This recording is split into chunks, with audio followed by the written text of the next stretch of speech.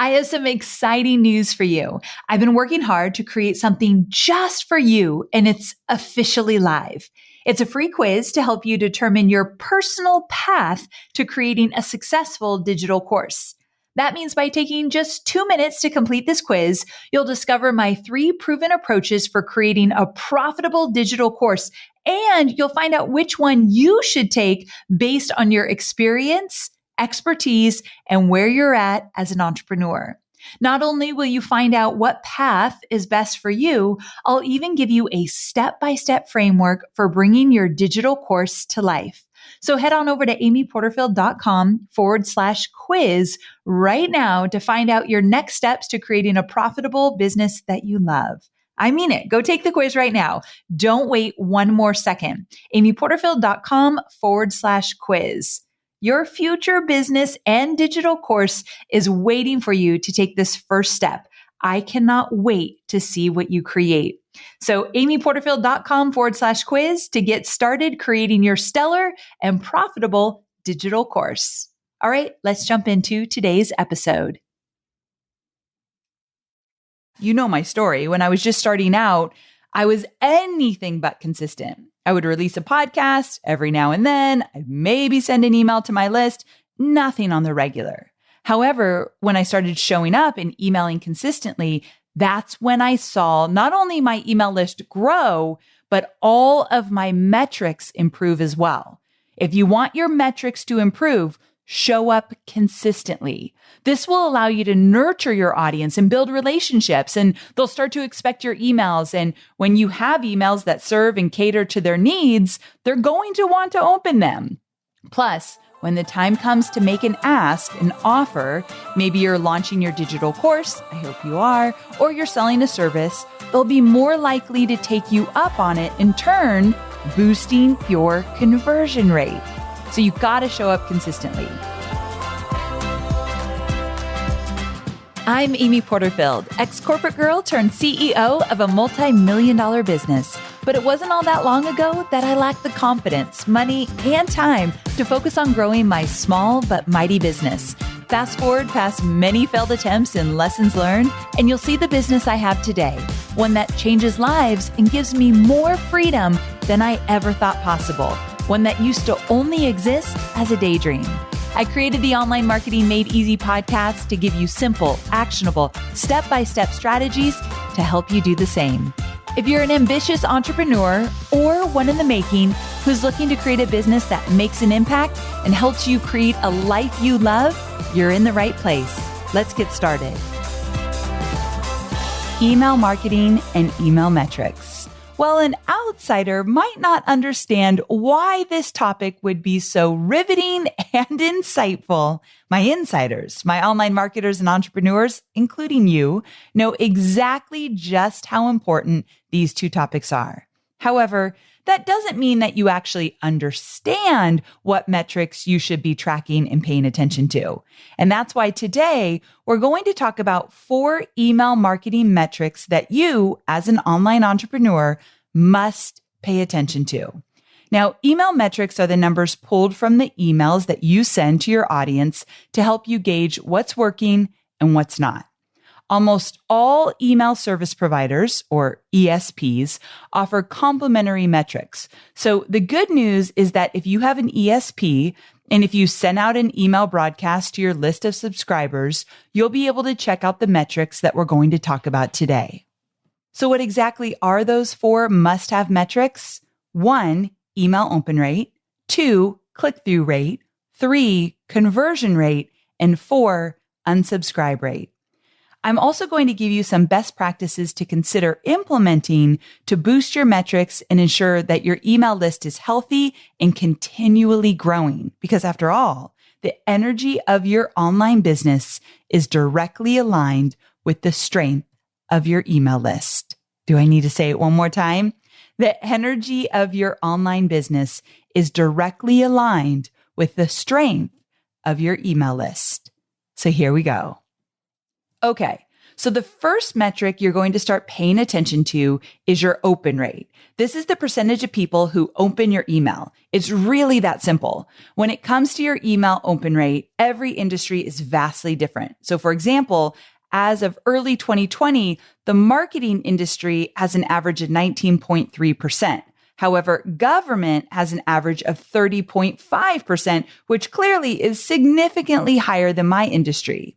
Now, even though my industry is 19.3%, because I've been doing this for some time now, we aim for a 25% open rate in the business. Now, I suggest that you shoot for something close to your industry average before trying to get a higher percentage. Once you consistently hit the average open rate, play around and start to up your goal from there. Now, it's important to understand what your industry open rate is so that you don't feel discouraged. I'm going to link you to an article by Campaign Monitor in the show notes, which gives you average open rates by industry. So head to amyporterfield.com/322 to check out that article. Now, one thing that's important to note about the open rate is that it includes only recipients who also allow images within the email to be downloaded. Here's the catch. Many people actually have image blocking enabled, especially on their phone, which is where most people open their emails, leaving a good chunk of recipients who may have opened your email out of the final stats. So what to do about this? In my business, we do track the metric, but what we like to do with it, and I suggest you do the same, is compare your open rate metrics to previous week's emails to ensure that they're not declining and to take note of any variables or changes that might be happening. Let me give you a few ways to improve your open rate. Play around with enticing subject lines. And I get it. Subject lines can be tricky. So here's a little tip I learned from Marie Forleo in her program Copy Cure. Make a long list of possible subject lines. And I'm talking like 10 to 15 or even more if you're feeling a little wild. What you'll find is that your first ones are not usually your best. Narrow it down to your top 2 choices and then A/B test them with your audience.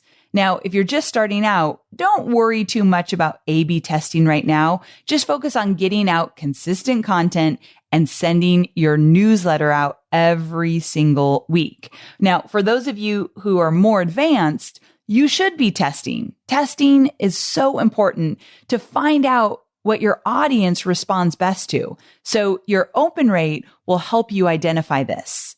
The next tip I have for you is to be mindful that you want to stay out of the online gutter, which is the spam folders. Now, you can do this by avoiding all caps in the subject line, as well as avoiding words like free or sale or rich or deal in your subject lines as well. And also, when you include links in your email, as you will because you're linking to your blog or your podcast or whatever it might be, avoid putting too many links. Just use a few throughout your email. Also, do a little research and testing, there's that T word again, to identify what time of day and what day of the week is best to send your weekly email. So this is important and you just got to play around with it. Also, your ESP, your email service provider, should provide you with peak open times according to your subscribers. You can do a quick industry search online to get more information here. Or if you have a Facebook group, ask your audience what time they generally check their inbox. You can do this by using a poll and you can get some really great intel. Okay, so next, let's take a look at the second must-know metric, your click-through rate. This one is pretty simple. It's the percentage of people who not only opened your email, but also took action such as clicking one or more of the links provided in your email. For example, each Thursday, we send out an email about my newest Online Marketing Made Easy podcast episode. Within the email, we include at least 2 links to get the recipients to click through to listen to that week's episode. That percentage of people who do click the links, that forms the click-through rate. Now, this metric can tell you a lot about the health of your email list. It can give you insight into if your audience is engaged and interested in what you have to offer, whether it be free or paid. and if you're using the right language to entice them to click on your call to action. So this is another main metric that my marketing team likes to pay close attention to. Our goal is 2%, but again, you'll want to set your goal around something that makes sense for your industry. I know 2% sounds crazy low, right? It just is what it is. So to give you some examples, advertising and marketing is around 2.6%. Education is about 3%. Financial services around 2.5%. And travel, hospitality, and leisure is 1.6%. Let me give you a few quick ideas to up your click-through rate. You want to make sure that you only have one call to action, a CTA, per email.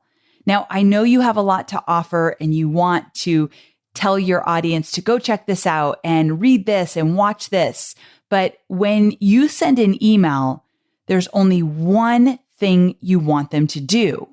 And studies show that if people have too many choices in an email, they won't choose it all. So what you want to do is make sure that if you want them to go read your blog, that's the call to action. And you mention it a few times throughout the email. If you want them to go listen to your podcast, that's the only thing you're having them do in the email. If you want them to sign up for your webinar, the only link in that is to go register for the webinar. You might mention it 2 times throughout the email, but that's the only thing you're telling them to do. Now, there are a few exceptions to this rule, and just know it's very rare you'd want to make an exception. The times where we make the exception is if we have a bonus episode. So we actually send an email out every Thursday for the podcast, and we send a resend email to all of those who didn't open the first email. And in that email, sometimes over the weekend, sometimes on Monday, if there was a bonus episode that week, we might mention it in the PS. So the bulk of the email is about the current episode that went live. The PS might be, and hey, by the way, we had an extra episode go live this week. If this topic piques your interest, go check that one out first. Kind of something like that. But it's very rare that we do this. Okay, one more tip to help you out with your click-through rate. I want you to consider the power of a PS, which is what I just mentioned that I use in the bonus episode emails. Many email marketers, including me, believe that the beginning and the end of an email are the most important, which is why you want to add a punchy PS section. So take whatever call to action you offered earlier in the email and link to it one more time in the PS section. And this is in an effort to get your click-through rate up. So for more information and guidance on the power of a PS, I did an entire episode that was really popular about this topic. So if you're going to use PSs in your emails, which I hope you do, especially your promo emails, go check out episode 229. So amyporterfield.com/229. And I'll also link to it in the show notes for this episode. It will really help you get those click-through rates up and just get more eyeballs on what you want your audience to see. Now let's get clear on the third important metric, the conversion rate. Ooh, I love this one. So this metric is super important, especially when you're in a launch. This is the percentage of people who clicked through in your email and then took action on the request or offer that you presented them. In other words, they signed up for your webinar. That would be one form of a conversion. Or they bought your product. That's another form of a conversion. Getting the conversion, whether it's buying from you or registering for one of your webinars or some other free offer that you put in front of them, it's important because it helps you gauge how interested your audience is when you're putting offers out there. And when you move into launching, which I know you will, conversions are ultimately what pay the bills. Now, as always, you want to make sure you have a nice balance in your emails and you send a mix of value add emails where you're just offering relevant and useful tips and sharing your knowledge. And then, of course, inviting action such as registering for your webinar or buying your product. The mix of regular value add emails is really important because It helps your audience feel comfortable and compelled. They don't have walls up like, oh, there she goes. She's promoting again. Oh, she's promoting again. When you have that nice mix, they just ease into your emails. They come to expect them. And it really builds up that know, like, and trust factor when you're continuously adding value. Make no mistake that the marketers that you love to follow, those that send you an email every single week saying, hey, I've got a new video up, or I have a new podcast episode, or check out my blog. That is a strategy because they're making sure that they nurture the relationship before they sell. I always say you got to work for it as a marketer. I earn my right to sell and promote because I give so much immense free value when I'm not promoting. Now, I want to point something out. If you are a student at DCA, you know that I don't suggest you send a bunch of emails directly to your sales page. So from the email link to the sales page, it's not my style. I don't think it converts well. Now, all my DCA students know this, but those of you not in Digital Course Academy, I'll tell you why. When you are promoting a product, service, coaching program, digital course, whatever it might be, you're going to increase your conversions if you first send people to a webinar where you add immense value, you teach them something. And my motto on webinars is always, no matter if they buy or not, they walk away today feeling inspired, excited, and driven to take action, no matter if they buy or not. With that kind of mindset on a webinar, I give my all. I give everything. I leave nothing on the table. That way, if somebody buys, then great. But if they don't, they know that I still gave them great value and I'm increasing my know, like, and trust factor with them. So next time I promote, they're more likely to buy. Now, I tell you this because I'm not a huge fan of writing up emails and sending directly to a sales page, especially for a digital course. In my case, that's $2,000. So the webinar educates, it informs, it inspires first. And that step between the email and the sales page and making it a webinar is a really smart move. It increases the conversions. Now, but those of you in DCA also know that I teach something called the Sales Booster emails. Once all your webinars are done, you filled them up, you did your webinars, you've got a few days left before you close the cart. And in those few days, you could send out a few emails to anybody on your email list that didn't sign up for a webinar, meaning they don't know about the course. So in that case, if they didn't sign up for a webinar, maybe they just don't want to get on a webinar. Shocker. Some people don't. I don't understand those people, but some people don't. So you can send out an email a few days before your cart close, after all your webinars are done, and say, hey, want to let you know about this really exciting opportunity. Here's what it's all about. You tell them about it in the email and you send them directly to the sales page. And you can do this with a few emails before the cart closes. Now, you can track that conversion and you will find most likely that the conversion will be smaller, that percentage will be smaller versus if you got them on a webinar first and then you sold them into your course. You're going to see higher conversions webinar first versus email directly to a sales page. So that was a total tangent, just a little nugget of great information that you'll likely want to know if you're not in Digital Course Academy. That's the kind of stuff I teach because I'm all about getting your conversions up. So now let's just say you did the Sales Booster email and you want to track the conversion rate of those that click on a link in the email, land on your sales page and buy. So you'll need to do some integration between your email service provider and your sales page. Or even if you wanted to track the conversion of a webinar registration, you would do integration between your email service provider and your webinar registration page so that you can track the percentage of people who clicked on the link and actually took the action you want them to take.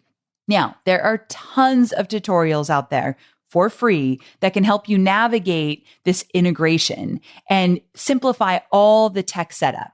But don't let the tech trip you up. We are entrepreneurs. We've got to learn this stuff. And believe me, if this non-techie girl can learn it, you can learn it too.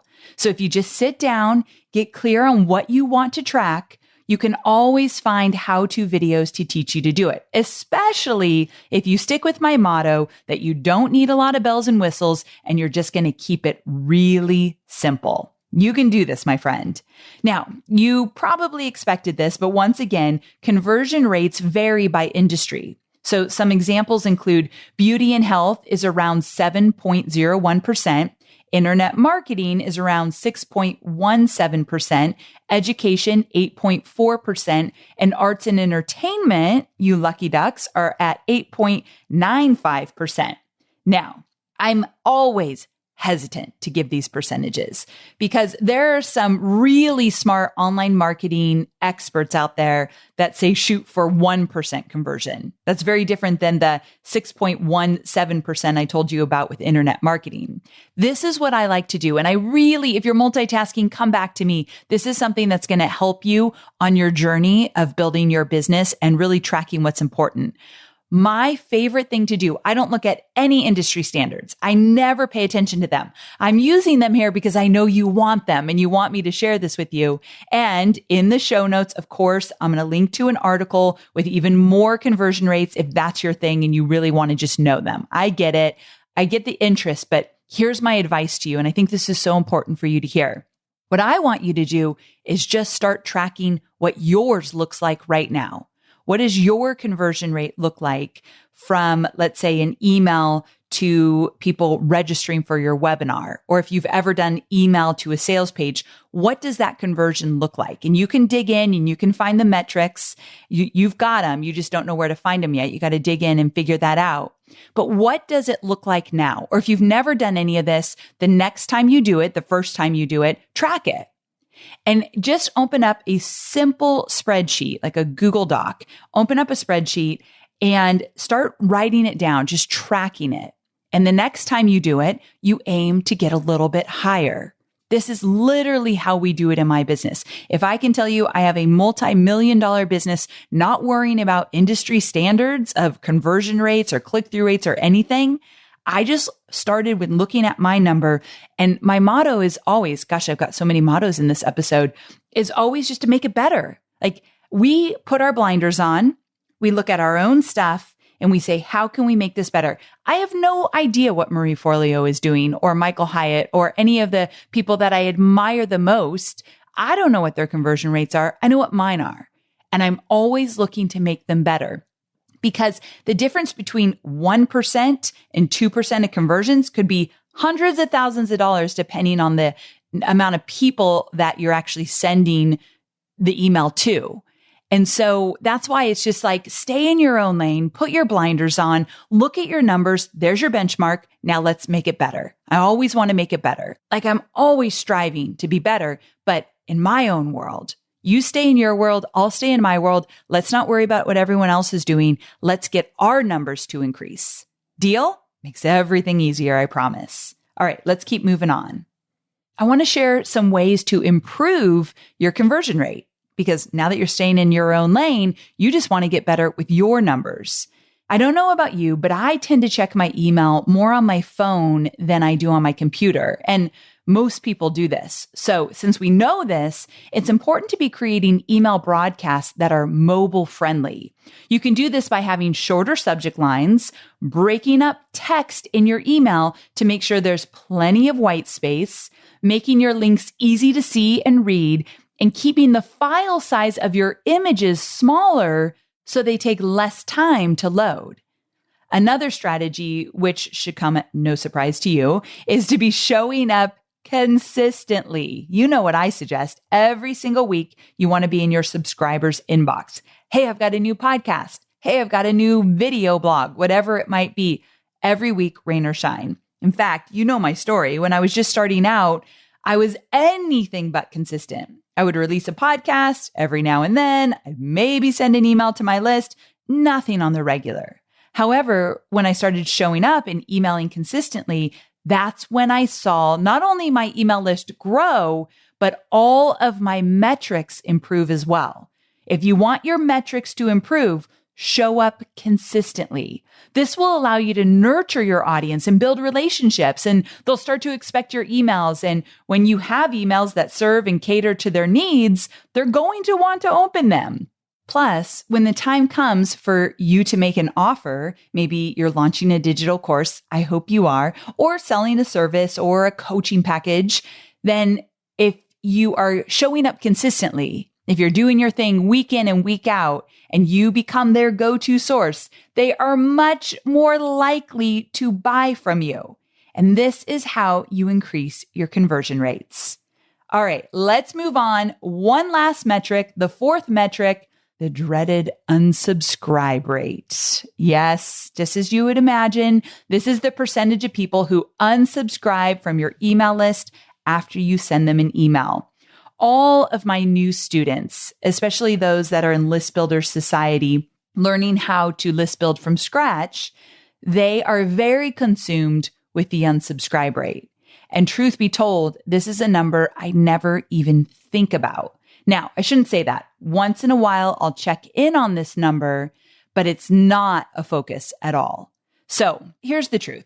Keeping an eye on this number, this metric, it will ensure that you're not hemorrhaging your subscribers, which might hint, if you are, that you're not getting the right kind of people on your list, or you're not sending the right type of content that really resonates with them. So yeah, you want to know that when you send an email, tons of people aren't jumping off your email list. However, you will always have unsubscribes. Every single email you send, you will get unsubscribes. Most industry averages fall between 0.2 and 0.3%, but you know how I feel about those industry averages. But here's what I want you to keep in mind. If you've got 1,000 subscribers on your list, you send an email and 200 of them unsubscribe, that might be something to check out. If you've got a list of 1 million people and 200 unsubscribes, it doesn't even matter. It's going to happen.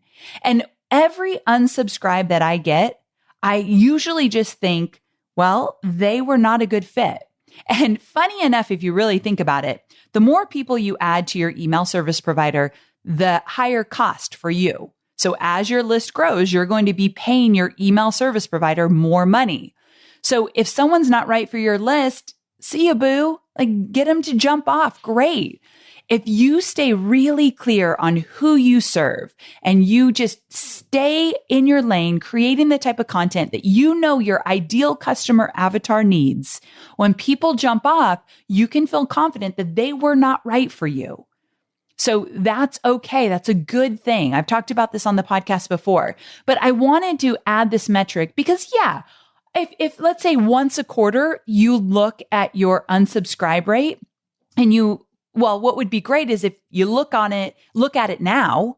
So look at it now, and you could look at it in terms of, let's say, by quarter or by month if you're sending weekly emails. Just see what it is now. No judgment. We do not judge ourselves as we build our businesses. We just want data.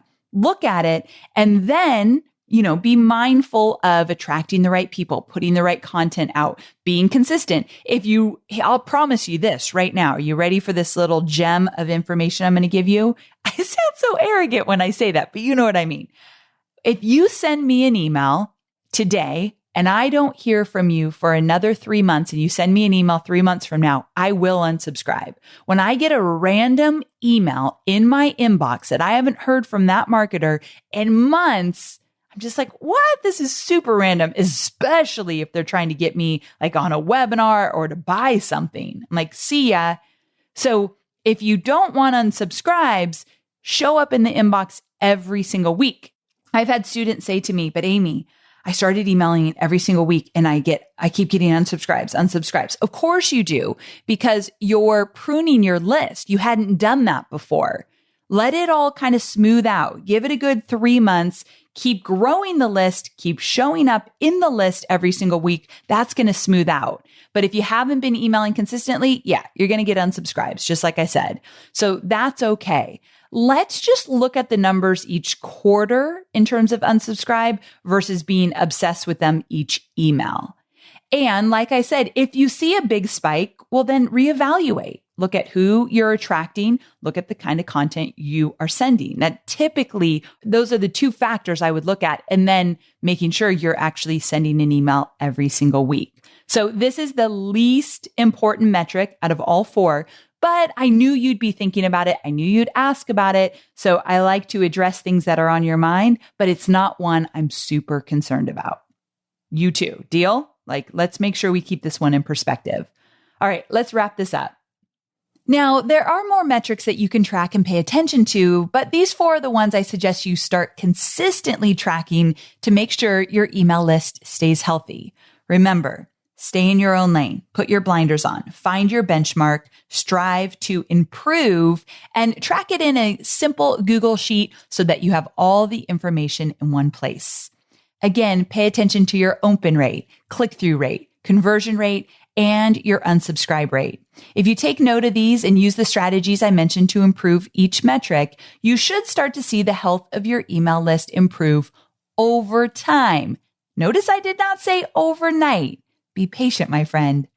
All right. Thanks so much for joining me. If you want to continue this conversation, head on over to the free Online Marketing Made Easy Facebook group. See you next week. Same time, same place. Bye for now.